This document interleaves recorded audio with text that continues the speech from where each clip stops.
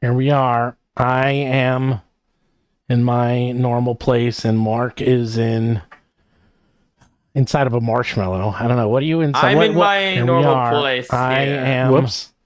in my normal place, and Mark I is have in my reverb on. Turn off. There we go. Sorry about Are that. you just echoing Yeah, everywhere, I was Steven? echoing. I was Oh echoing man.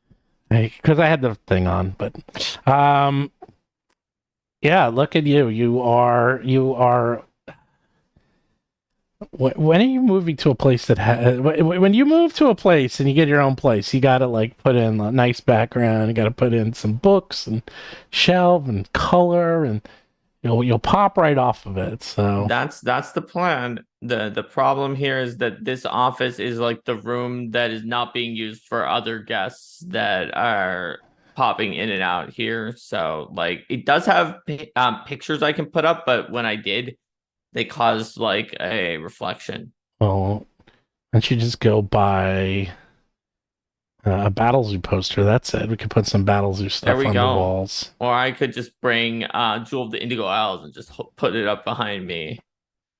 It's just so funny. It's It's like big enough though, it could fall on me. It could if probably you crush me under shaved it. your head, you would just we would only see your eyes. Chameleon. You would become the predator. You'd be like, he's like, all you see is the eyes glow. That's it. You can never find me. I don't know. I think I'm slightly got more color today than some of the day. Oh wait, no, it just went down. It was a higher. I'm scrolling back and forth through the frames, and my saturation of color becomes paler and then less Yes. pale, Now you're like looking pretty better. Yeah, there we randomly. go. You're looking. You go from very pale to like eggshell. Yeah, it goes from like a light pinkish to just like completely white, like by and enough degrees that it's almost as if like color has been bleached like a gnome in Pathfinder. Yeah, it's like you're a bleachling. Is that what they're called? But it's been going back and forth, and when I scroll through, I'm seeing it in real time just how much difference it is. I wonder why. Because you're a bleachling. You Oh, that reflect explains it. the sun. You are like desert sand. Oh no. Oh no, I can't take the sun in Baldur's Gate 3. That means maybe I'm a Asterion. I uh I actually was reading about the history of the mind flayers quite a bit recently for some reason, and I didn't know. I kind of knew that, but I didn't know that they don't they hate the sun. They actually will go blind because their eyes um because of the white of their eyes, they can see very well in dark, but they are very much like drow and other creatures that they just get totally blinded by the sun. And they hate the sun, and they even have part of their master plan is to destroy the sun. It's like their master plan. I was Yeah, like, huh, they love to destroy the sun. I know. I didn't even know that. I was like, I know a lot about their culture, and so I do know how they put their tadpoles into other creatures to make Oh, weird sure. things. But it is fascinating.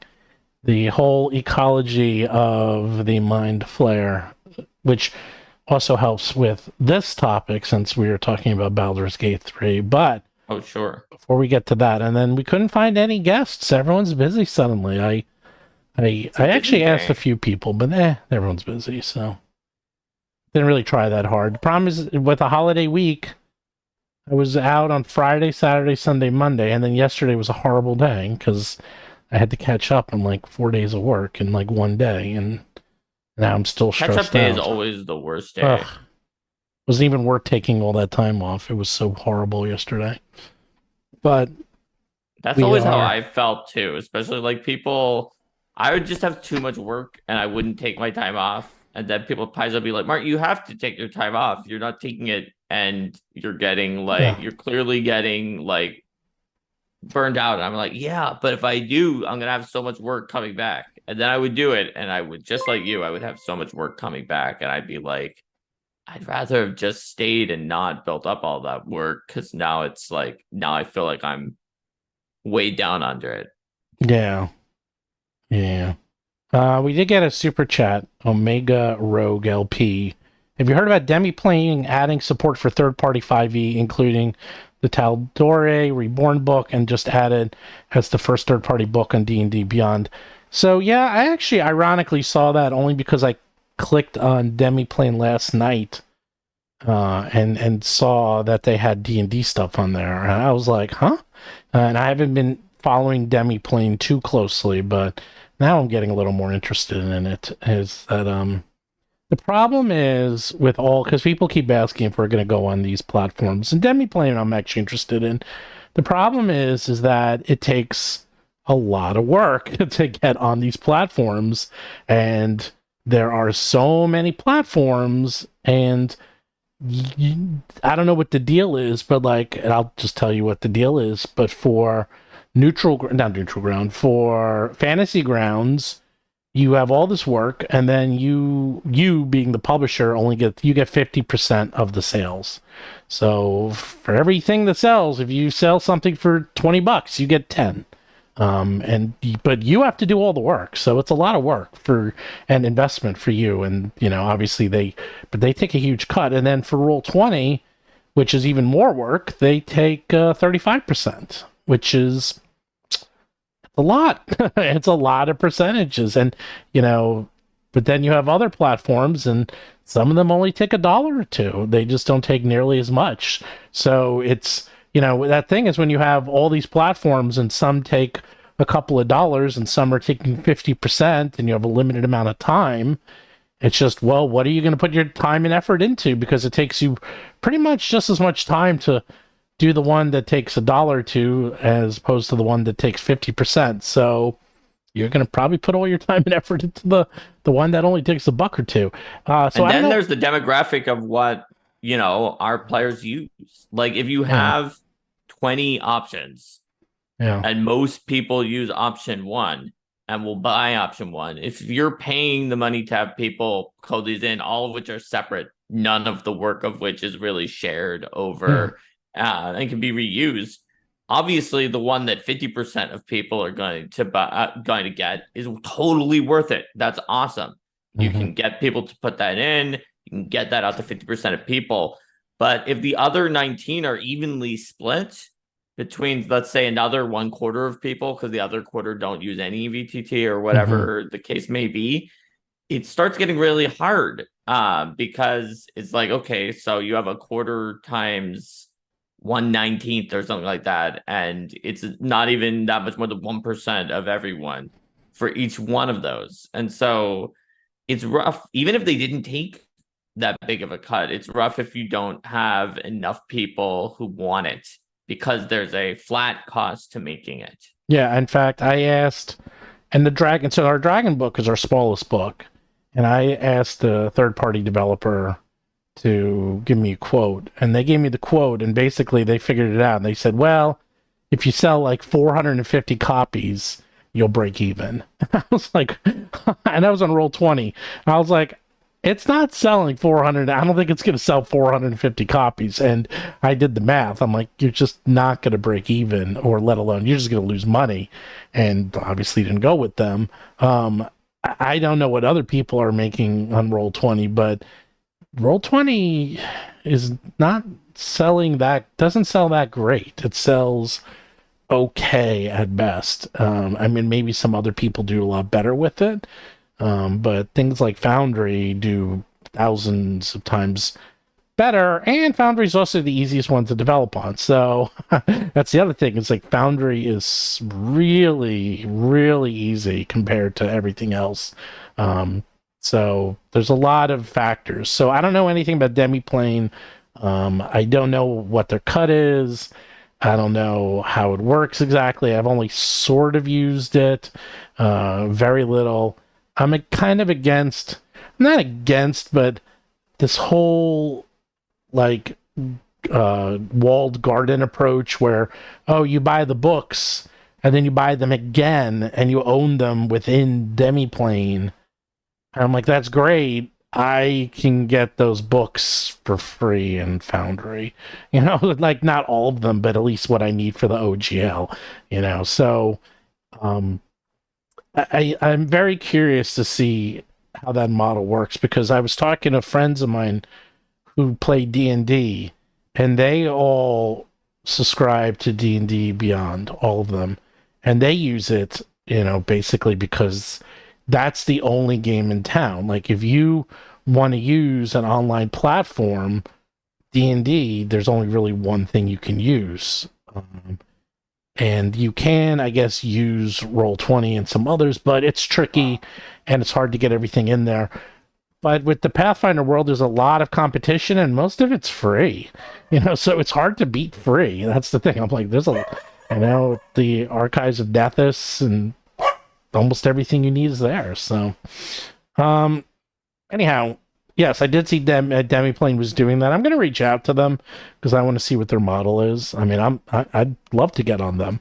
And another example is that I like using Hero Lab a lot. I love Hero Lab, and we get a lot of requests for our stuff to go onto Hero Lab, but Hero Lab is even more closed off because they do everything. So it's their platform.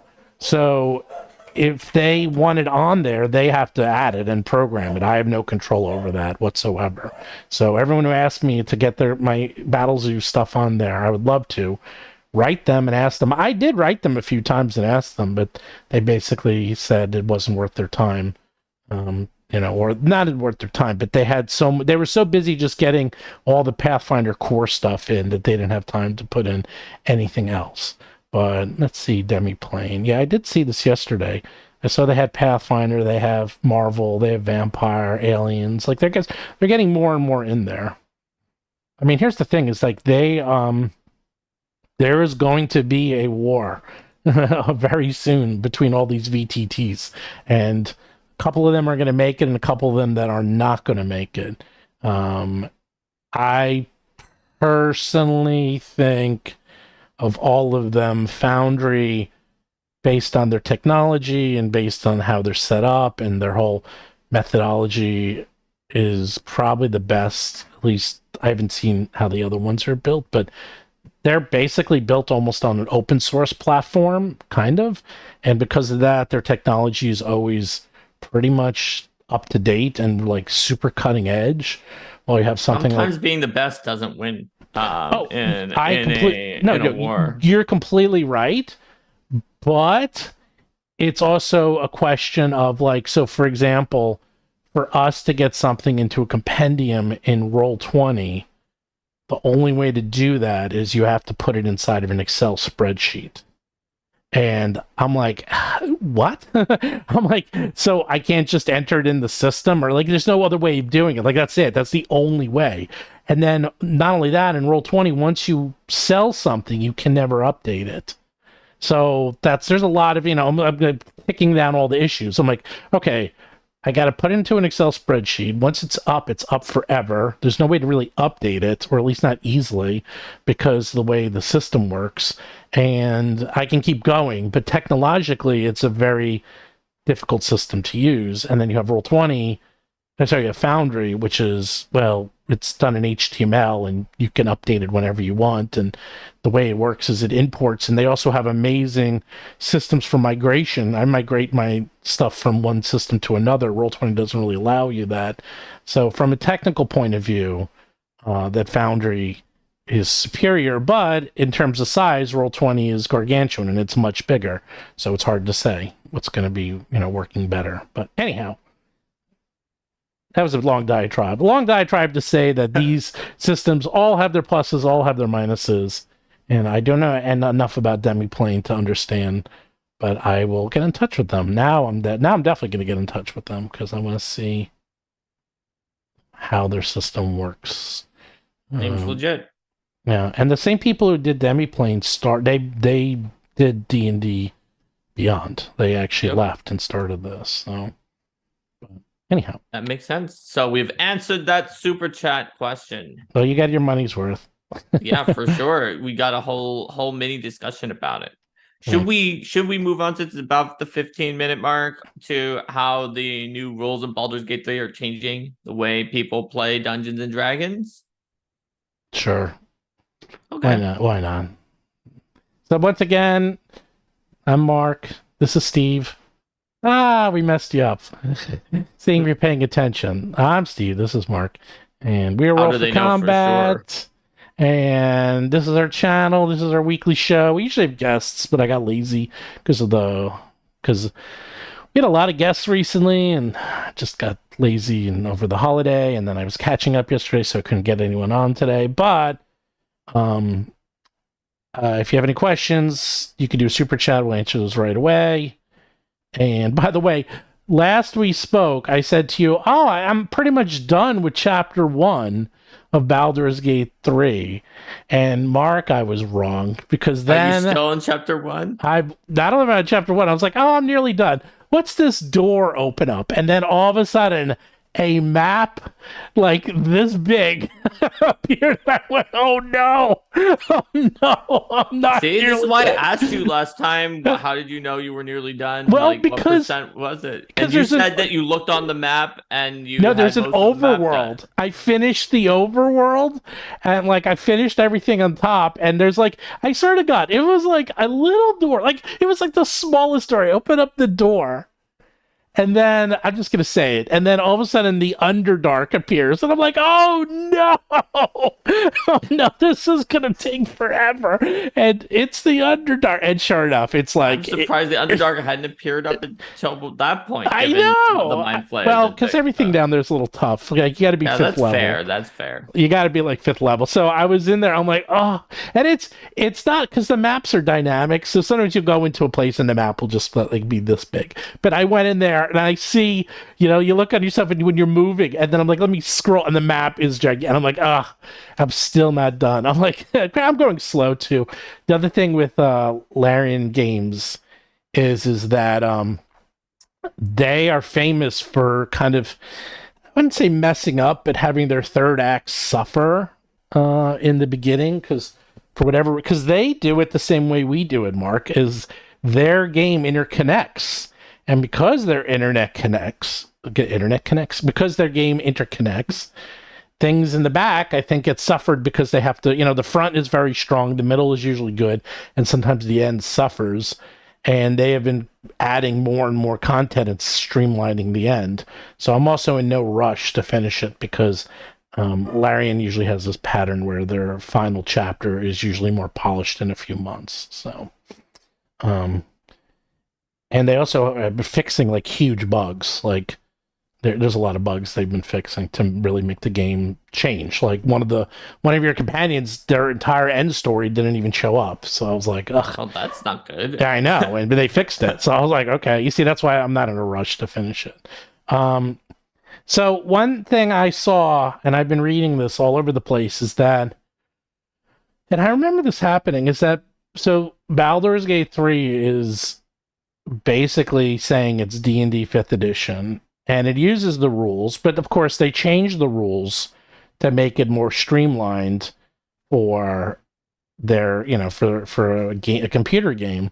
And people who are starting to play D&D are starting to use those rules, not the D&D rules, but the Larian rules. And people and DMs are having a hard time, I was reading, because they're like, well, now what? It's like these are not the rules that we've been using, but they're, quote, better in a lot of ways. So do we use these rules? Like one rule so one of the rules that people have been using, I read, which is an interesting rule, Mark. How about this? In the game, first as a free action, you can take a healing potion. Oh, no, that's not a free action. It's a bonus action. It's not a a free action. Bonus action. You can throw a healing potion at someone, and if it explodes, everyone in the healing burst gets healed. So it's an AoE heal with a healing potion. And it's very useful, especially because it's like you're like just chucking potions and you go wee and it splashes. And you can do it with any potion, by the way. So suddenly you have like a poison potion, you throw it. So all the potions have become bombs. And I'm like, not only does that open up a whole new vector of the game, which has never existed. I was like, wow, that has gigantic design implications, like from a game point of view. But it really it's not a small change. Like that's a big Yeah, it's a change. pretty big change, That's a especially big depending on change. what you can do with a potion. Uh-huh. The design space for a potion is wide enough that in theory potions would be meant to have the power of a single use Mm-hmm. ability that takes your action to use. And in 5e, it's not like you have three actions, it takes your whole action to Right. use them. Now, admittedly, in 5e, magic items were like theoretically optional, even though they never really were.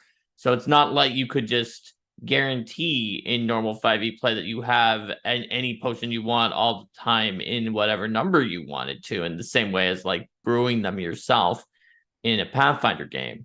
However,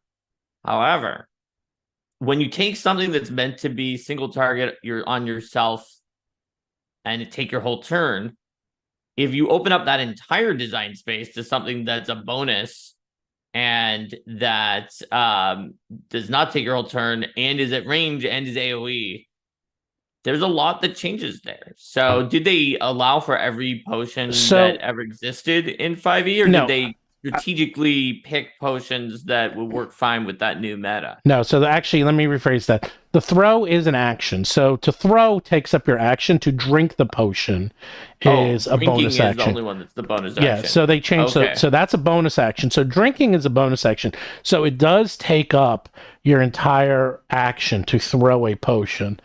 Okay. But it works with every single potion in the game. And do they have every potion that existed in 5e, or did they choose ones that made sense No, for not being for being area of effect? no, Like they I have. could imagine potions that you drink them and like you turn into a dragon or something, but it would be I weird to haven't throw that and turn tried. everything into a dragon. I mean, I don't know if chat's trying any polymorphs. The only ones I've been using are like poisons and healing potions. I haven't been throwing anything else. But from if I know Larian, the way Larian works is they're the masters of do this, do that, do this, and then you end up going, holy crap, that worked. Like they think of everything. They're very good at thinking of all the interactions, and whether it's through their code or just the way they set things up, they will work usually. So if there's a polymorph potion, I bet you it literally polymorphs. I bet you there's like a fortitude save or something, and you do the fort save, and if you fail, suddenly everyone's chicken. It's like I'm pretty sure that's how it would work in their games, because they also like Alchemist Fires, you know, and I think you could even drink Alchemist Fires if you wanted to. Like they're crazy. Like their big part is like, well, you can do it. There's no like, any other developer would be the Alchemist Fire is throw only, and if you hit the drink button, nothing happens.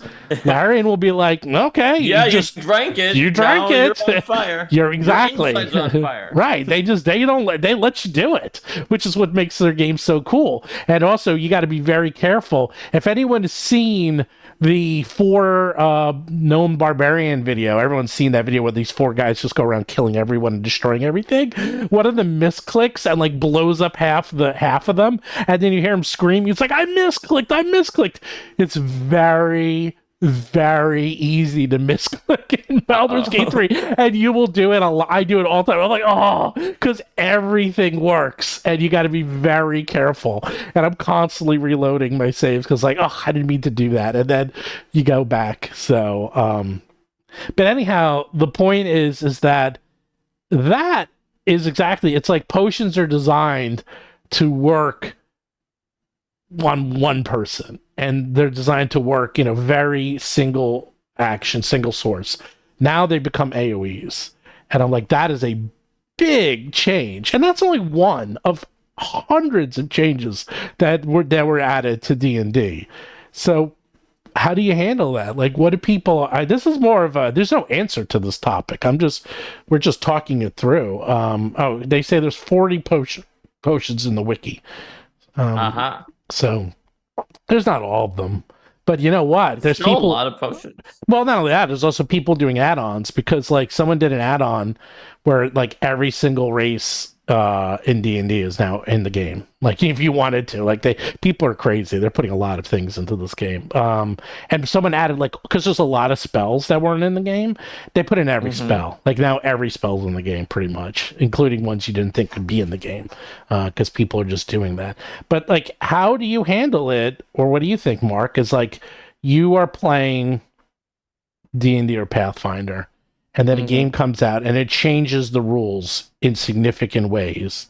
Some, I wouldn't even say better or worse. I'm just saying the rules have now been Yeah, I mean changed. that's fine. That's the rule of that game. I Right. don't think that there needs to be some like platonic ideal of what the rule is that exists in some like otherworldly Avidar's vault that indicates this is the true version. I think it can and should be adapted to whatever the format of the like medium in question, and that's going to include adjustments. I think that's okay. Mhm. I don't think that's a problem.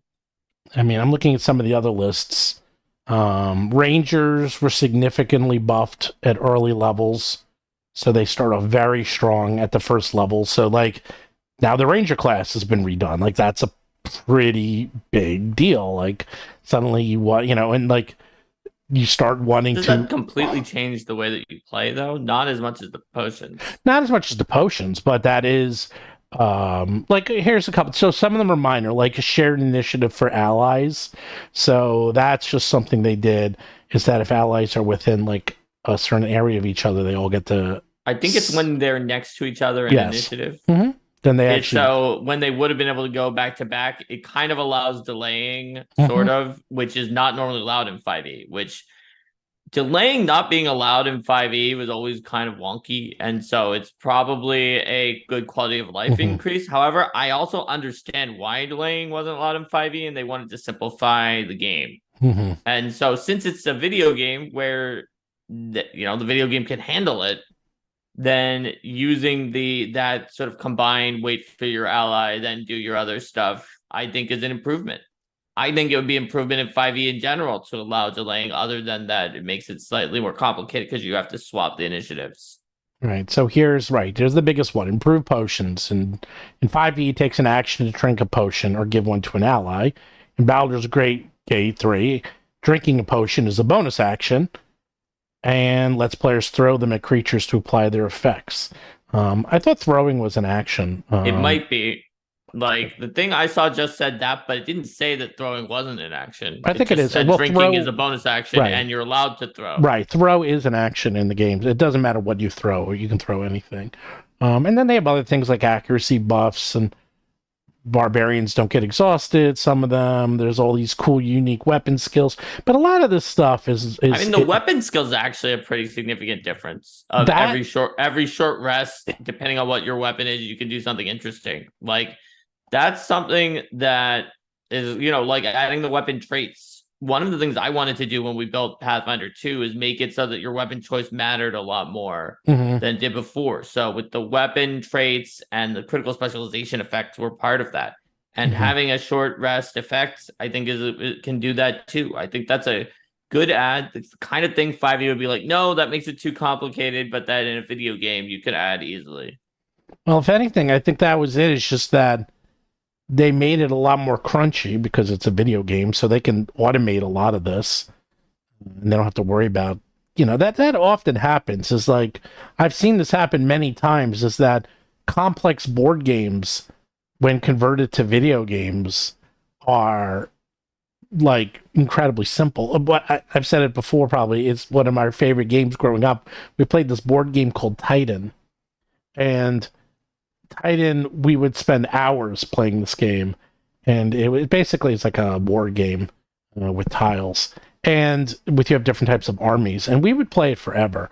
And eventually, this is not eventually, like in the '90s, late '90s, early 2000s, someone came out with a computer version of Titan, and we were all excited, and it took 5 minutes to play a game of Titan.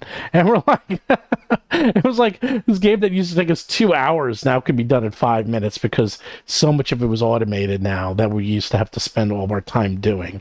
And it just kind of destroyed the game for us because we're like, It's like never played it after that because it was just like, really? We thought it was such a cool game, and it just was like, ugh. Um, so anyhow, here you have, D&D, and they've added a lot more complexity. I mean, they have all these other things that are very hard to do anywhere else except a video game, like accuracy buffs. Um, that's much more. They have a lot more. They have a lot more roles. There's a lot I more heard the accuracy bonuses. buffs were mostly that they made high ground be an additional way to get the Yeah, advantage in addition to flanking, which yeah, even yeah. in the default 5e rules, flanking is an optional rule. hmm But the point is that it's easier for them just to add these things. They just do. It's Yep. very simple. But I can And understand. someone in chat said they added critical success and failure on Yeah. skill checks. Yes, there is critical success and failure on scroll. Like if you roll a 1 or a 20, it's automatic. Um, that I think they did just because well, why wouldn't a 20 work here when it doesn't work? So, that's pretty standard, I Or think, just now. they can give them more interesting possibilities where something weird can happen, but hmm very unlikely, and make your playthrough of the video game different than everybody else's. hmm but anyhow, so what are you guys doing? I mean, we have 114 plus people in chat. So what are you guys doing? And does anyone have this problem where you are Is starting it a to? problem though? Maybe it's an opportunity. Anyone have this issue where? Because I've read, well, the ones I've been reading are the people complaining about it, how they were playing their game and now they want the potions to work the same as Baldur's Well, Gate then why 3. not? That's why I said it's an opportunity. If either it's either you just keep playing your game the same way you did and you don't care, or you can take the things from Baldur's Gate 3 and put them in your game Yeah. if you want to. Well, But what I don't about? think that's a big problem. I think that's Mhm. fine. Oh, I think it's fine too, but it's more like, okay, you have a social contract of how you guys are playing the game. And then Baldur's Gate 3 comes out, and then suddenly you're halfway through your campaign, you're like level 5 or 6, and then you're like, oh, I want to change the rules. One of the players is like, I want to change the rules. Oh, I see. And the GM is just like, I refuse. Not even I And want to now you refuse, got but they're like, friction because people are playing two different versions of it and they have different yeah, expectations. yeah, exactly. Like, how does that work? Like, I'm not talking about from the beginning, Well, the 5e sure. community is going to have to figure that out, whether Baldur's Gate 3 happened or not, with the no longer called 1D&D updates that are coming, right? Right? Because Yeah. there's going to be two different versions at that point. And so once there are multiple versions and multiple ways to do things that have been put out by some credible source that lots of people will have as their first experience, which Baldur's Gate 3 can be, the original is, Mhm. obviously, and the Mhm. new one will be too. That's when you'll reach clashing ideas of what the baseline assumption is, and people who come in assuming, oh, I just played Baldur's Gate 3, now I want to play 5e, and I'm sure I could throw my potion and use it as a bonus action. I learned that from Baldur's Gate 3. So you will have some clashes of expectations and assumptions. That's just guaranteed, but it's an opportunity to discuss things, make a decision. You're right, there could be conflicts if your group is antagonistic or you can't come to a conclusion because half the group wants one thing and half wants the other, and they're very unwilling to back down. But I don't think it's going to be a big deal. Yeah. It's just it's just a weird time because now you also have another new version coming out next year. So Yeah, it's that's the one I'm talking about. and then Pathfinder is getting remastered in a few months. It's just like there's a lot of versions of these games. It's just everyone's redoing their rule sets. I've never seen so many rule sets being updated in such a short period of time. Now I think about it.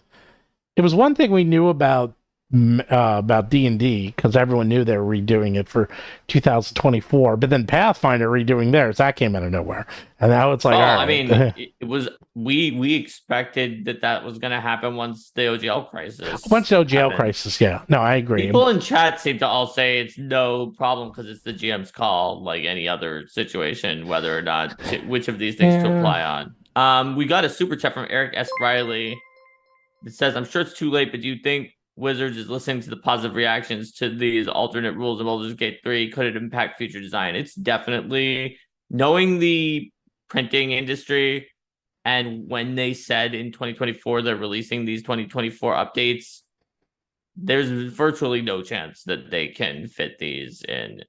They'd have to be weirdly on a very different time scale than anything I've ever seen. Yeah, I don't know. Yeah, they're still putting out play tests and they're still saying they're making changes. So I don't understand unless they are the books have to go to press by the end of the year, very early next year. If they want to meet Gen Con, they have about 2 more months. Their 2024 thing is only for Gen Con. No, Never I don't mind know that when they it could put is. Baldur's Gate 3 things in. I thought their schedule was earlier next year, No, but I I think may it's have. I think it's the end of the year. So Oh, they have if a their schedule little is bit of late time. 2024 for releasing it, they absolutely could put in these Baldur's Gate changes. Then I thought it was Well, they early. need 9 months. So 9 months is the They standard. they don't necessarily have Okay, to well, have that's nine true. months, but especially since apparently like they own some of their own like They have their own printing plants, but not printing. enough. Oh well, yeah, fair enough. That's true. They have to go much bigger when it comes to this launch because it's going to be the biggest thing that they've sold probably since 5e to begin with, since Yeah, the I don't. starting. Yeah, I mean, I don't even see. I don't So know. I yeah, don't you're know. right. You're right. I was thinking of the fact they own their own printing and just a typical supplement. But you're right that they need extra lead up time due to the fact that it is a like a launch of something. I mean, I really don't know. They don't have much time left. I mean, I know they're still playtesting, and then they're like, "Oh yeah, we're changing things." I'm like, "You're changing things? Like these rules have to be done." I was like, "What? Like soon?" Like I don't know how much more you can actually change. So I don't know. I mean, I guess we're all gonna find out. What I can't believe is that they put out a playtest pretty recently, and they have some They've got rule. another one tomorrow, according to chat. Yeah, and the thing is that according to their rules is like depending on how things get, like if things get a reaction of like I forgot what the numbers are. Chad probably knows better than me. Like if it's like 80% positive, then they do it. If it's 70%, they do it. But then if it's below that, then they look at it. Or if it's like 40%, they don't do it. So they keep like adjusting based on feedback. And some things recently got pretty low. Like some things recently got into the 30s and 40s and 50s, and they're like, okay, we'll scrap it. I was like, okay, you're just scrapping stuff like it's Yeah, you nothing. have to. Playtests are real. I mean, that's why part of why our Eldamon playtest takes a long time is we have to check, we have to go through, we have to make sure it works. And I understand, they're but yeah, they have a they have huge to scrap system. things. I know, but they have a huge system. It's how do you just scrap something that late? I'm like, don't isn't that You cannot publish something that only scored no, I completely 30%. agree. Yeah, no, I agree. That But is a big mistake. yeah, I don't think Now, they should. granted, you maybe don't want to do something where it's just a Steam thumbs up, thumbs down, where it is 30% thumbs up. You kind of would rather do a Likert scale where there's multiple choices and you can see what it averages out at and where the distributions are. But even so, something that is in a particular percentile and is like mostly negative like that needs work. No matter how late it is in the process, you may just have to delay your release date if it's 30%. Hmm. Yeah, I mean, well, they're not going to delay the release date. I was actually just watching a fascinating video about this does make sense, trust me. Justice League. Remember Justice League? So Justice League, Which Justice League, the movie the or movie. The movie TV Justice League, show? not the 4 hour one, but the one that was exactly 2 hours long, is that they had Justice League and they Warner Brothers wanted it to come out. And the issue is that it was really in bad shape. So they hired Josh Whedon to recut Justice League and to redo it a year later. And they brought everyone back. And they said, you have to have it done and ready by a November release, no matter what. And he's like, well, it's impossible. I don't have enough time. They're like, we don't care. It has to come out in November. It doesn't matter. And it has to be 2 hours or less. It came out to being literally 2 hours exactly on the dot. And it was also like one of the worst shoots in history. And the whole reason, and this movie got terrible reviews and was terrible and did terrible and did lost money and all that. But the whole reason they did that is because all the executives' bonuses were based on that movie coming out this year. And that was it. That was the only reason they wanted it to come out, is so that all the execs could get their bonus. And if they missed it, they wouldn't have gotten their bonuses. And that's it. I'm really simplifying it, but that's basically why they made that deadline. No other reason, an arbitrary deadline. I guarantee that D&D is coming out next year, because they have to make these deadlines for a lot of things, and it's going to definitely be tied to bonuses and incentives for executives, and it is coming out whether it's ready or not. You will see. I mean, I might end up eating my words, but I doubt it highly, especially because they've been building the stuff for so long. How would they delay it? And if they did, so they probably won't, but I don't think they will. If you're getting 30% approval ratings, you have, and it comes late enough that you have to scrap it. You have to scrap it. Usually, it means people have to work super overtime because they also won't move the deadlines. Yeah, but now what do you think? You have to somehow make it work, unfortunately, and it's one of the very crunchy and burnouty aspects of the industry. So, let me ask you, as you and I were talking about playtesting recently. WotC is going by playtest by committee, in the sense that if things get below a 70, they usually cut it. But does that necessarily make it a better game? Like, how does that work? It doesn't necessarily make it a better game, but it's still the correct choice. So should they be doing... The problem is that, like, we had situations in Pathfinder 2 where there were certain things that we were like, we're pretty sure that it's X, but like 80% of the fan base said not X. We're like, you have to just not have the hubris to go with yourself there, because A, you could be wrong. And B, even if later you turn out to be right, which in some of those cases it was, like, people a few years down the line were like, oh yeah, you know what? The design team was right about this. We shouldn't have said not X. But now it's too late. We just didn't know at the time. Because you could be wrong as the designer. And even if you're right, would those people have kept playing the game to get to the point a few years later where they figured out that you were right, or would they have just bounced when it was just like, we all didn't like this, and they did it anyway? You can be right, but it won't help you if everyone doesn't like it, or if it takes too long of playing the game and understanding the game to realize why the thing that you wanted to do was better. Then people could bounce off the game. So you kind of have to go with it when only 30% of people approve of something, 70% say, no, this new thing you put out is trash. Because otherwise you're just at big risk. Even if you're right, it doesn't matter if you're right. A decent amount of it is in how other people interact with it. No, but someone said, Adam Dog said, well, what about the difference between I don't like it, which is not the same as I don't think this is well designed?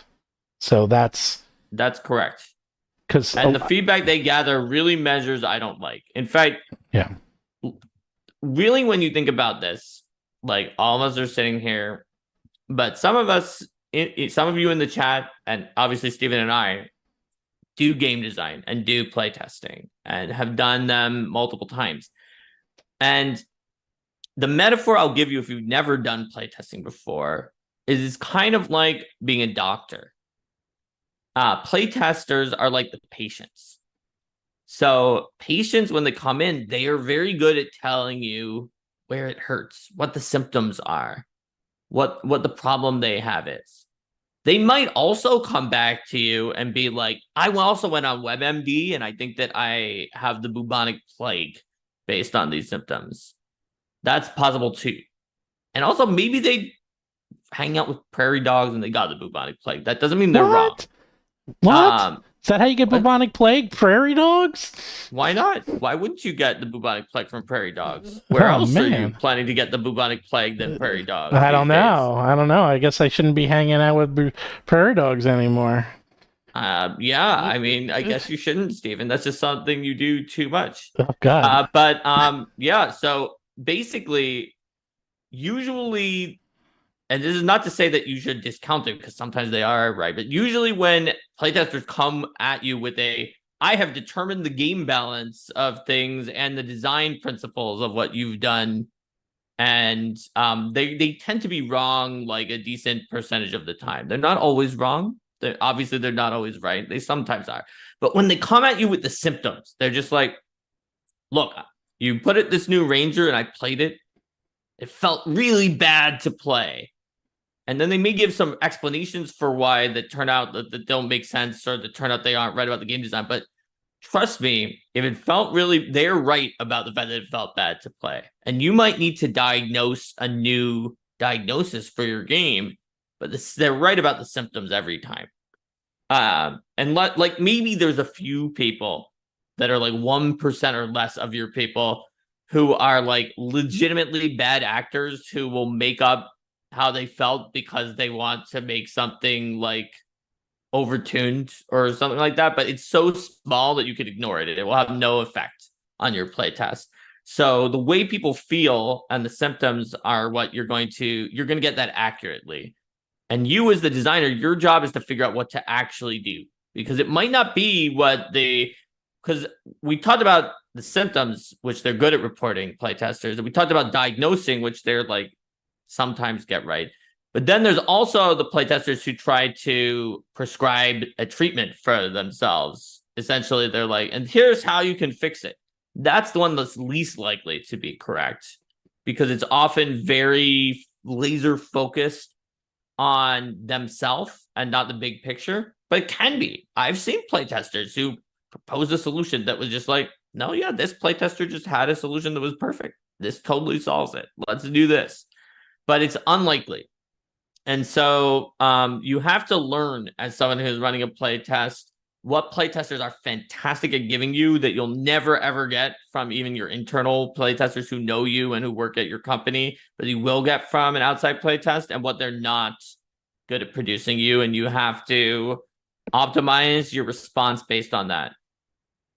So, was it Tiger Eyes asked if Gary Gygax when it did major play testing? So, first of all, the only reason I'm answering this is he actually did more play testing than you think he did. He actually did constantly try out new rules, but he did it on a very small scale. He did it with his local friends, and these are all war gamers, so it was extremely skewed, to say the least. He also had a very different idea of what D&D should be. Like, D&D was a tactical game, a tactical strategies game, in fact. That's what it was based on. It was based on wargaming, and these hero units were nothing more than, hey, let's take the abilities of an entire battalion or 20 units and put them into one and make hero units. That's where these PCs came from, and that's why they were so powerful.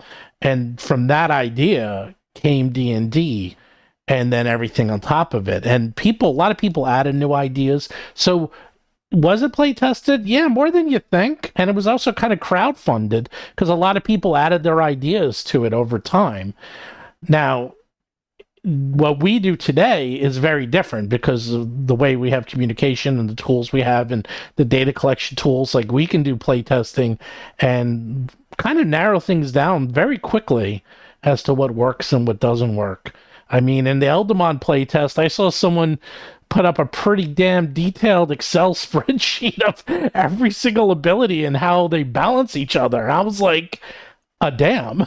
Like, so they are really taking this seriously, and they're making sure that all the powers are very well balanced between each other, or if they are overpowered, that there's a price to pay for doing something that's powerful.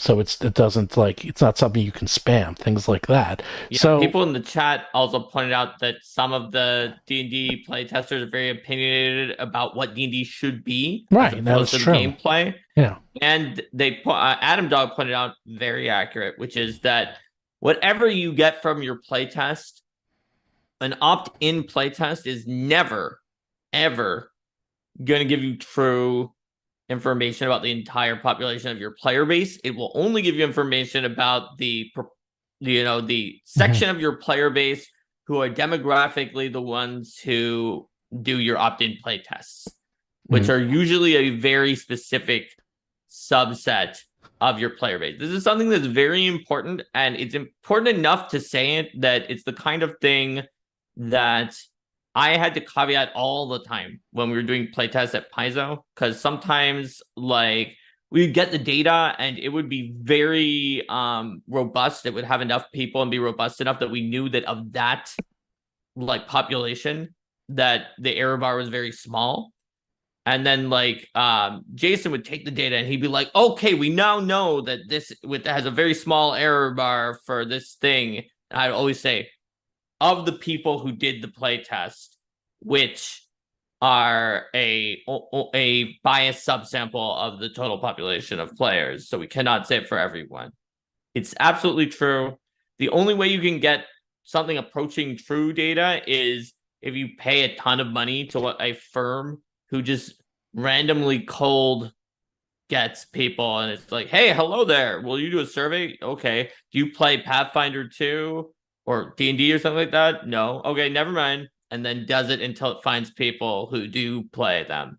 Even Mhm. then, you're still winding up with the subset of people who will listen to a survey, which it has in recent years become less representative of like the average person than it was before, and it's caused some issues even for political polling and other things. So this is a huge problem that everybody has, and not just like TTRPG surveyors.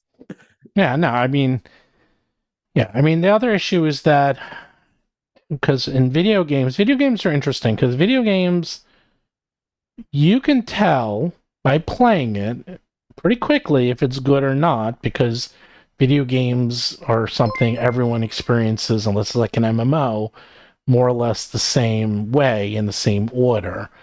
But a TTRPG, there's just so many ways to approach it. I mean, like you can have 10 classes and you can have 3 of them that are fantastic and 3 that are okay and 4 that stink. But if you don't have those 4 that stink that people were really playing because maybe they didn't want to play them because they stink. So then they didn't get feedback. So they're only playing the good ones. So you're only getting feedback on the good ones because those are the ones that people are having fun with. So, you know, they'll suddenly the bad ones or the ones that aren't well balanced sneak through because no one wanted to play them. And that happens more often than you think. Yeah. Yeah. So Mega So, Memer in chat said they need to do more in-house playtesting. And honestly, TTRPG companies, a lot of them don't do a lot of in-house playtesting, or at least not they don't in-house playtest every single element that it's they too publish, hard. because it's almost impossible to do It's too that, hard. especially like let's say you publish like a new feat. Are you going to be able to playtest that in every context that the feat belongs in, or are you going to make like a few characters and maybe other aspects of those characters were really what was important and not that one new feat? It's very, very difficult to playtest piecemeal options, even if they had the person power to do that, which they probably are super ridiculously crunched, just like Paizo and everyone else I've seen. We also have a super chat from Jay Heron wondering, as a designer, would you prefer playtesters do not give idea on how to solve issues? How can I provide better playtest feedback? So I would say I will some designers may disagree. I will accept an idea on how to solve the issue if you include it. But what I don't want to see is only that.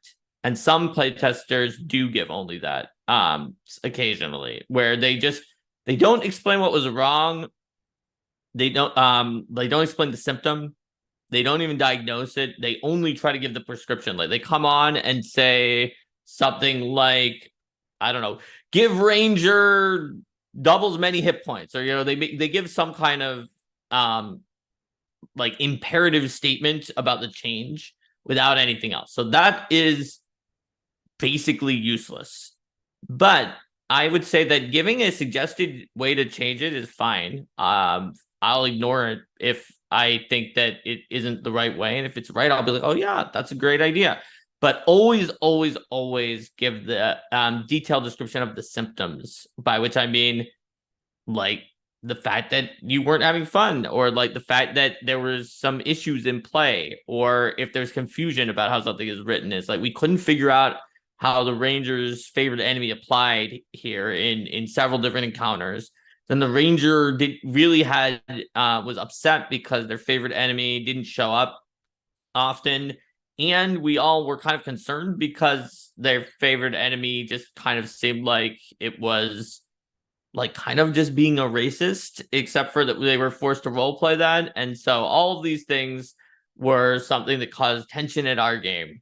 And then you could like you can say my suggestion is to remove favorite enemy and replace it with the ability to have the Ranger study a target and just be like, I'm hunting that particular prey. And that way they can use it every fight because they hunt someone who's in the fight. And like maybe we would decide to use that. But maybe we wouldn't. But if you only say you should replace favorite enemy with hunt prey where you hunt a prey, then it's not very helpful to designers because we don't know why you said that. So, by the way, the easiest way to not get rid of, but to eliminate 95% of feedback is you tell everyone, and we do this in ours, is like you can give feedback, and if you don't like something, that's fine, but tell us why, and then tell us how to fix it. Because it's really easy to say to say, oh, I don't like that. Sure, I get that all the time. It's like, that's great. How do you fix it? What's your ideas? And it could be as simple as, oh, I don't like it because of XYZ. Fixing it is to remove it. And that's fine. That's legitimate. That could be a legitimate reason. But more importantly, it could be like, oh, I don't like this because 3d8 is too powerful. It should be 2d8. There you go. That's it. Like, that's all we ask for. But as soon as you do that, first of all, you get better feedback because people have to think about it. They can't just say, I don't like it, which will happen a lot. And it drives me crazy. You're not a big sports fan, Mark, but in sports, I listen to sports radio, and people will be like, "Oh, well, we should just get the best player in baseball on our team." They just say that, like it's like, oh, okay, how? I don't know. We're just gonna get him. I'm like, that doesn't work. It's not gonna be magic. You're not magically just getting the best player on LA to bring him to the New York team. You need to give something back. You got to figure out, like, it's just not magic, okay? And that's what whenever we get playtest feedback, it's like, okay, the feedback has to be constructive. It has to be something that gives us an idea as to why you don't like it and what you think would make it either better or it's just not good. This is why, and it should be removed completely. And that I listen to, I read that all the time, and we get a lot of that. And if it's a good idea, we put it in pretty quickly. We actually are like, oh, that's a good idea, and we just put it in. You know? And if it's a problem, but there's a different way to solve it, then we solve it the other way. Yeah. And some people in chat said sometimes even if someone just tells you how they would change it, you can deduce what the issue is from that. Yes, that's true. But sometimes you can't if they just ask for a change and they don't give you much context. And as a designer, you have to try to deduce. There are also other people said, shouldn't a designer stick to their vision so the games aren't just the same? And I would say there's something to be said for a designer sticking to their vision in some cases. Like, let's say you have an inconclusive situation where like some people like something, some people don't, and the designer's like, this was my vision. So I would say then you stick with it. But if nearly everyone who are your playtesters despise it, then you really need to rethink it again, I think. It's different than inconclusive. This is also why the thumbs up, thumbs down Steam-like approach is bad for play testing compared to having a sliding scale is you can also see what the situation is, whether or not if you get something that has an average score of that's in the middle, you can see is that half of people said this is the best thing ever. I extremely love this, and the other half said this is the worst. I like this not at all. This is the worst thing I've ever seen. Or did you just have everyone say meh?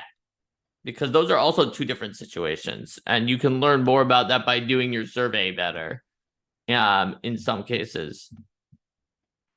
Sorry, it is hot as hell in this house. I don't know where you are, No. Mark, but it is like 90 degrees outside, and I Yikes. had to turn my fan off. So It winds up getting cool in the area where I am because the fact that the thermostat is on the other side of the floor. And I so, can control mine with my phone, and I realized I was turning down the wrong air. I'm like, oh no. why is it not getting colder? And I thought, is there something wrong with the air conditioning? I was just going through it. I've had a long history of air conditionings breaking on me. I had an air conditioner break on me during COVID in 2020. Yeah, 2020 during COVID, during the hottest week of the year, and the air conditioner broke, just gone, had to be replaced. And I was like, oh, I was like, now what? I mean, that was bad. They somehow managed to fix it. It took 5 days, but which is pretty much what it would take now. But it was like during COVID, no less. I thought I was going to be going through the whole summer without air conditioning. Wow. Anyhow, Yeah, Mega Memer mentioned that Wizard surveys have a character limit that make it difficult to get in depth as much as you might need. Yeah, yeah, I I'd say mean I'll tell that can you, be a problem. I'll tell you. So this is what happened to me. My experience is that I don't know if you remember. So after fifth edition came out, and I was one of the few people who enjoyed fourth edition. Okay, it had issues, but it had a lot of interesting ideas. And I've said it many times that if fourth edition was not labeled as a D&D product, it probably would have been incredibly successful. Well, it had a lot of very good ideas, and the combat and just it was great. It was a good system, but it wasn't a great D&D system. When they said fifth edition was coming out, I was really excited. And their big thing was they touted that they had 2 years of playtesting, millions of comments, and that this is the game that people wanted. And I played it, and I was like, wow, this feels really. And you have to remember, I'm coming from the world of first edition and second and 3.5 and really hard 3.5, like Age of Worms, which is probably the deadliest adventure path of all time, which we were playing, and then we played a really deadly fourth edition game where people were just dying, and it was brutal. And then we played this, and it was just so buffed, and everyone was so strong, and I just like it was such a shocker. I was like, I kept thinking, I'm like, I guess this is what happens when you have design by committee, is that everyone wants to be the superhero and everyone wants just to beat everything and win. And this is actually was happening at the same time in video games too, by the way, that video games were also becoming really, really easy. And it was like just becoming kind of a joke in I mean, comparative. that's something that is sort of cyclical, but also sort Yeah. of kind of always goes on. Oh But yeah, no, it always I would say happens. though, when we're talking about what a designer should do if they want to like have a successful game, you can't say it wasn't a successful launch for 5e though, Stephen. Like Oh no, 5e I was think it very was. successful. But all like me and all my friends, not only did we go into Pathfinder even harder because we're like, wow, this is not what we remember. This is not our version of D&D. And then we went more into Pathfinder and then Starfinder and then to Pathfinder second edition. What's fascinating is in the video game world, people are really getting into hardcore, really tough games because the exact same thing happened in the video game world, and now people are really into the Dark Souls and Elder Rings and these like very tough games and roguelikes. And now suddenly you're seeing all these OGL, or not what are they? The old school Renaissance games, the OSR I mean, games, they're not that sudden. They've been around for a while. but they're really doing well. Like They're now doing really well they're after doing the really OGL really well, crisis, for sure. and people are very interested in trying games where it's super hard. And even our games, like remember, like we were talking to our friends Luke, who was like he started to play Pathfinder Second Edition, He TPK'd his and he's group. like, I don't understand. Why did everyone die? I'm like, what do you He mean? He's threw a like, lot of severe encounters at them, to be right. He's fair, like, at level I don't know. I one. just put two severe encounters, one after another, and I didn't let them heal in between. Oh, Why and he did also they? didn't let their healer have a healer's kit because he wasn't sure that it was Right. on their sheet, and the But the player of point the healer is, left, so they had to run it off the I sheet. know, but you know what I mean. It's like, well, why did everyone die? Like they were actually shocked. And I was like, well, because this game's a heck of a lot harder. And it's just fascinating when you see that, when people are like, wow, what do you know? Like, and that's the thing, it's like having games designed by committee, and we're seeing that in movies too. It's like seeing movies and games designed by lowest common denominator, what people want. What people want does not necessarily make for a good product. Okay. I How do I explain that? It's like what people want, or is not what they, or let me rephrase it. What people think they want is not what they want. Okay. They think they want a game where, oh, it's really easy and that you just win. And it's like, okay, here you go. You just win. And they're like, yay, I won. Okay, but that's the whole game forever. It's like, well, what's the challenge? Where's the actual game part? It's Yeah. like, well, that's what There's you so many video wanted. game tricks that are based around that contradiction, where people want a decent number of people. Everyone's different. Some people like different things. A decent number of people want something to be relatively easy to a certain amount while being told that it wasn't. Mm-hmm. And while thinking that it was easy for them, but it's not actually the easy mode. Mm-hmm. And there are tricks around that. There are things to help deal with dissatisfaction, such as in a lot of games that where you have a particular camera perspective, especially first person, that are real time and there are lots of enemies. The enemies that you cannot see move more slowly than the ones that you actually are looking at right now in terms of attacking you by some multiplier. And so that because they tried it with 100% speed, and people are like, this is so cheap, they're just killing me. Whereas when you multiply them at 0.7 speed or whatever, people felt like it was more fair. And I've played some of the games where I know that the developers did that. And what I will do in that case is intentionally turn my camera so that I'm only looking at the one that I'm fighting so I can slow down the ones that are outside of view. But there's also games that have like area effect abilities, such as like a rocket launcher, Mm-hmm. where if you miss your target and you don't hit anything with your AoE, they'll kind of spot you a little bit of extra distance so that you do. And they don't tell you about any of these Oh things. yeah, There's a video lot games. of things like that Yeah. that developers put in to make the game secretly easier so that you Yes. still feel like you have a challenge, even though they're helping you out. Yeah. Because Yeah. people, Yeah. when they're told about it, don't like it. Aim assist. It's called.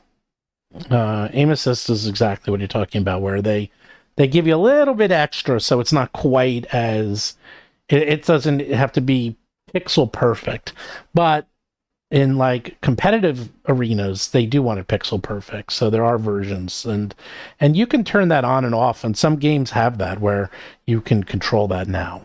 But anyhow, it's just fascinating, this whole concept of what people want versus what they really want. And it's just, especially in gaming, because gaming is such a, what they really want is probably to tell a story and have some challenge and win, but they don't want it to be a cakewalk. It's the balance between, like, they want everything. And the problem with, I think, some of this feedback is that they're saying what they want in the best case scenario, and then if they don't listen to this carefully, is that they say, okay, well, here it is, and everyone's great, everyone's a hero, everyone is fantastic. And then the old, like, when everyone's super, then no one is. I love that line because it's true. It's like, okay, everyone's great at everything. Okay, you're all superheroes.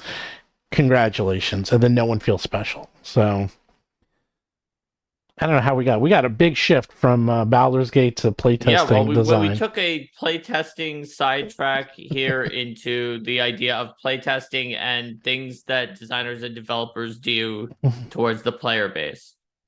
So everyone keeps asking about the WotC VTT because they said Baldur's Gate 3 is just so much better. I don't think it's going to be dead on arrival. First of all, I think they're just a different experience it's unless someone different. manages to mod Baldur's Gate 3 to be a Yeah, VTT even that does then, everything. And even then, I think the VTT it has a won't work. lot that Baldur's No, Gate 3 doesn't. it won't. I mean, it's going to work on phones. It's using the Unreal Engine, and Unreal looks Unreal 5 looks unreal. The Unreal Engine 5 is ridiculous. Like it is photorealistic. It is very, very good looking. I think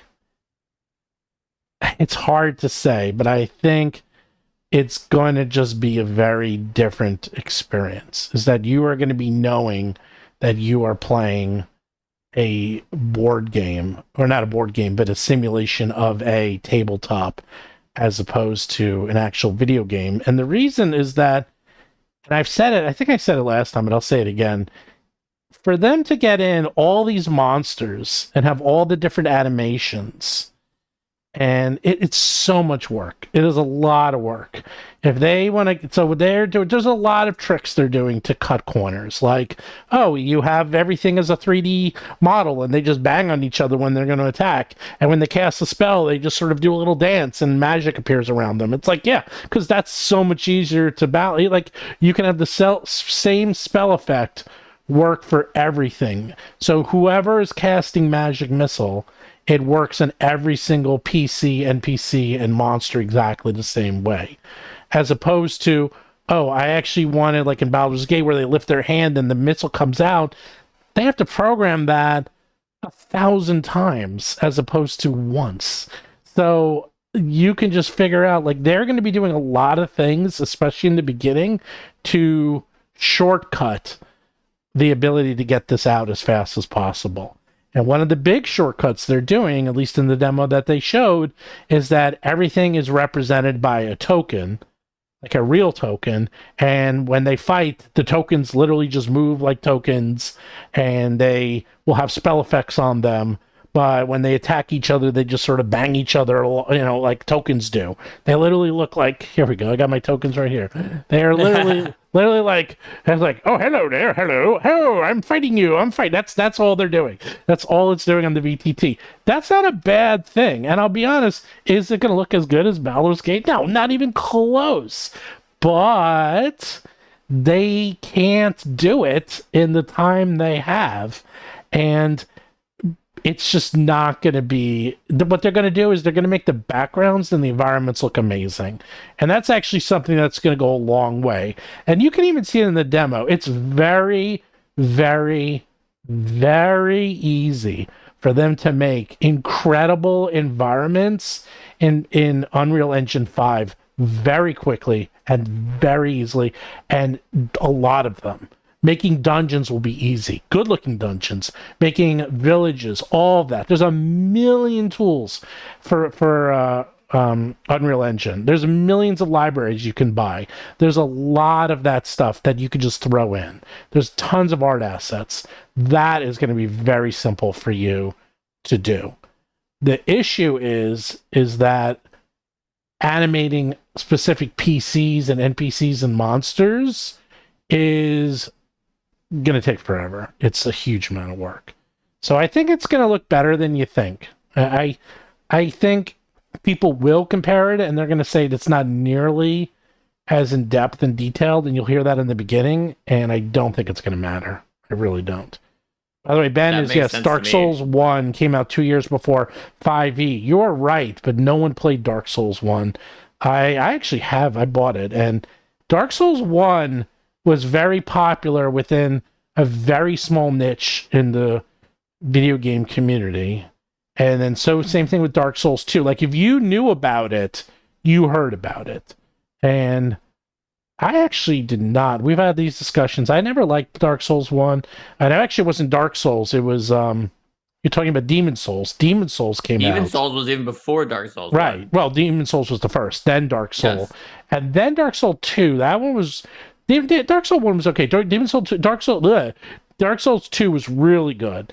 But these took a long time to get popular. Same thing with Monster Hunter. Monster Hunter's been around forever.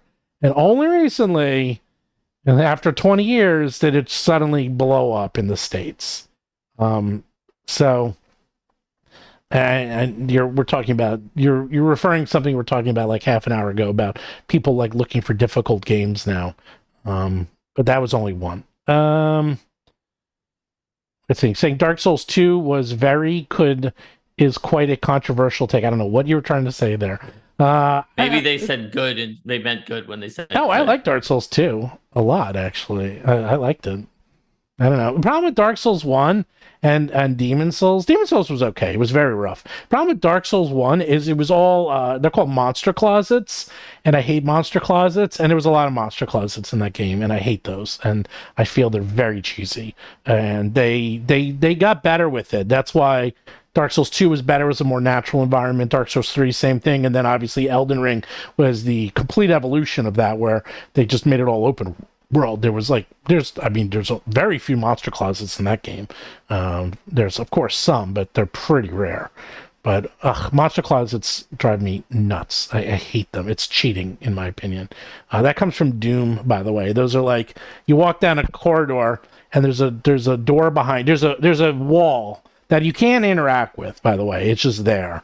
And then you walk by it, and then the game knows to then open up the door behind you and release the monster. So then when you turn around, you're like, there's a monster.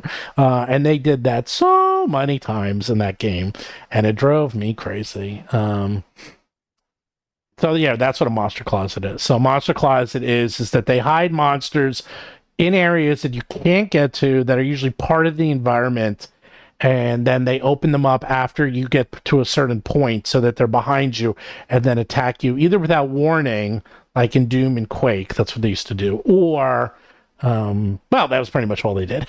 They basically attack you without warning, and you're like, they're behind me. So, as opposed to like Elden Ring, which I feel like was the better way to do it, where their monsters are just there, like you see them, and you can like try to throw crap at them and they'll come after you, and you try to bait them. There's a lot of cool things you can do, which is why that was such a popular and good game.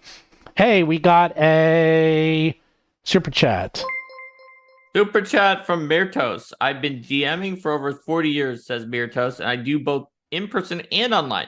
The biggest pain about online is creating dungeons. The rest can be theater of the mind. A good VTT that does environments will definitely help DMs, says Mirtos. Yeah, I have a feeling that the Pathfinder, the Wizards VTT is going to do environments really, really well. It's going to do spells really, really well. And it's going to do things like fire and snow and water, like all those effects, because all of those are really easy to do inside of Unreal Engine. And they're just going to get 3D models of all their monsters, and they're going to throw them in, and then they're going to put in a lot of availability for you to change your PCs and add custom weapons and gear. And they're going to put all their time and effort into that, because that's what they're going to monetize. They're going to monetize you being able to customize your PC. They're not going to monetize the monsters that much, because only the DMs care about that. They'll have some, I expect, but not as many as you think. So, anyhow, well, I think we talked this one more or less to death. Yeah, I think we did. We did well. I did try Dark Souls 3, and I tried all of the games. I mean, actually, for whatever reason, I seem to like. I don't know why I like Dark Souls 2. And it probably also was when it came out. Often what happens is if these games come out at a bad time when I'm playing something else, I just never get back to them.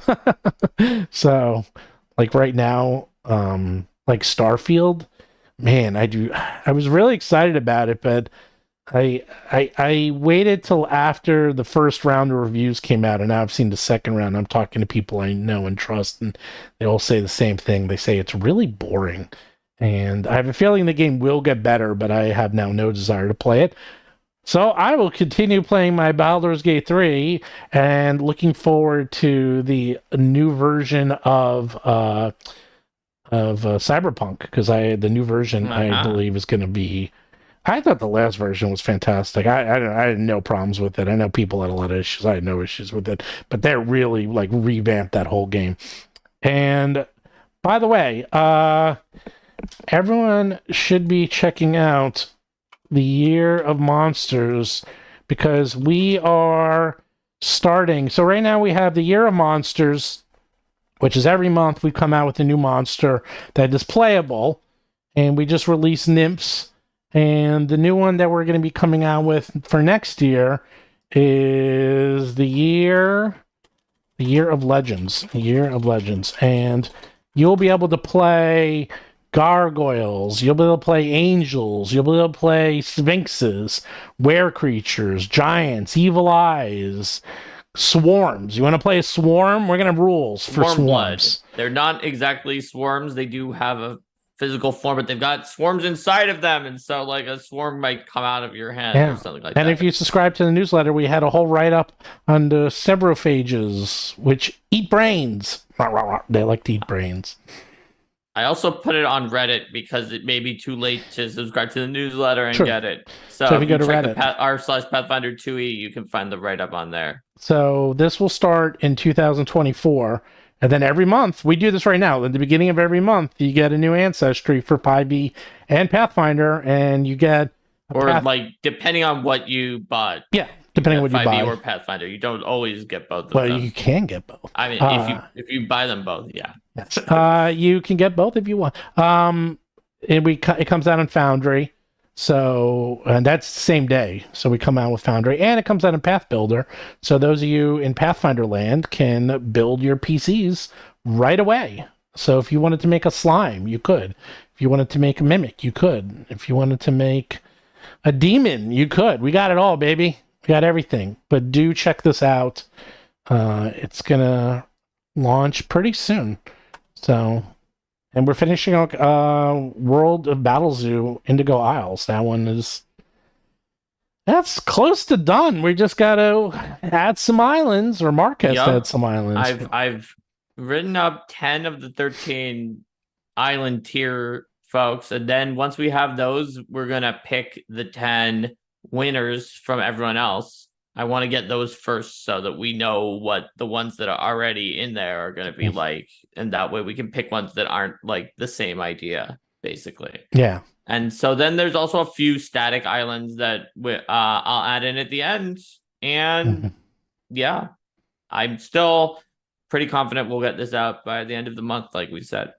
Yeah, it's more or less ready. I just missing a couple pieces of art, because we actually even got some art based off some islands that people submitted. So how about that for crazy? We got some 1.5 art. pager based on the person who contacted me first from the high tier, and it was like this was so ahead of their time, so in advance, and I could get this done. You're the first one, so you get art. That's why you always do things early. The earlier you are, the more likely we are to do something with your cool stuff. How many submissions were there for the islands? Okay, how many were there for the 200? 200. Oh, cool. Ish. That's actually a pretty high amount. Consider that RPG Superstar, where you were allowed to submit 3, was in the 500s, and it was open submission. Yeah, and this was only 1 or 2, depending on your pledge.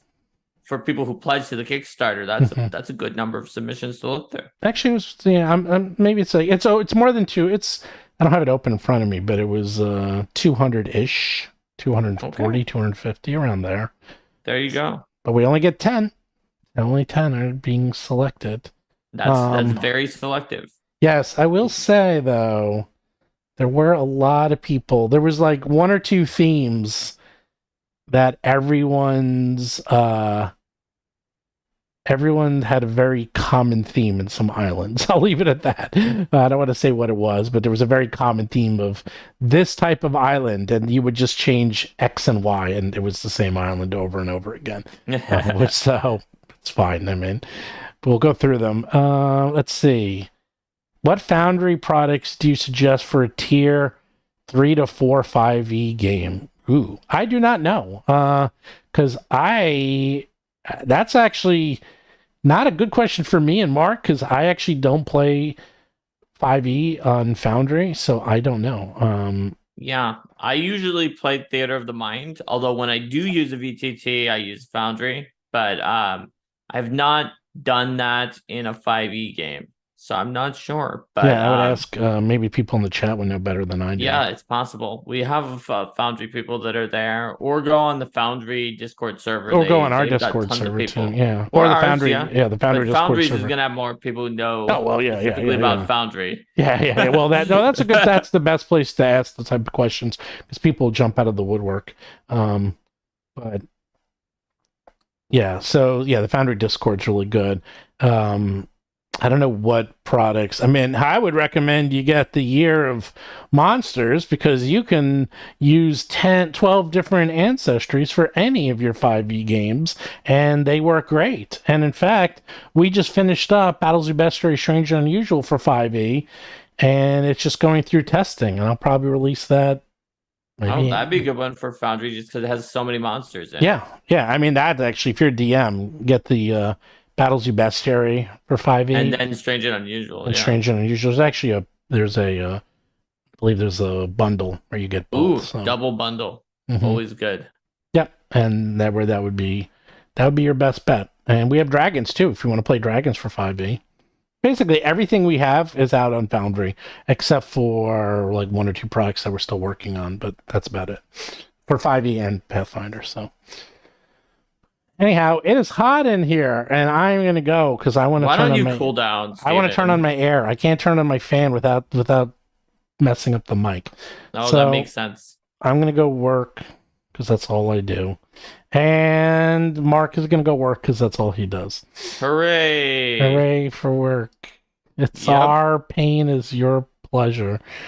So At least you had time to play Baldur's Gate 3, so you got some. I haven't played in a couple. I haven't played in about 2 weeks though Oh, okay. because I was Well, I there's a lot to do. I get it. there's a lot I to haven't do, and I actually I started haven't the played any video games in over a month now, so maybe I'll yeah. play something someday soon. Well, I started to play Dredge just for fun, and I got sucked into it because it's really good.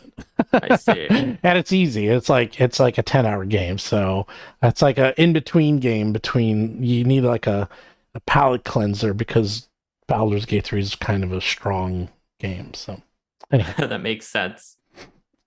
all right. All right. Take care, everybody. Thanks for watching us talk about Baldur's Gate 3 and playtesting and all the other stuff. All right. See you next time. Bye.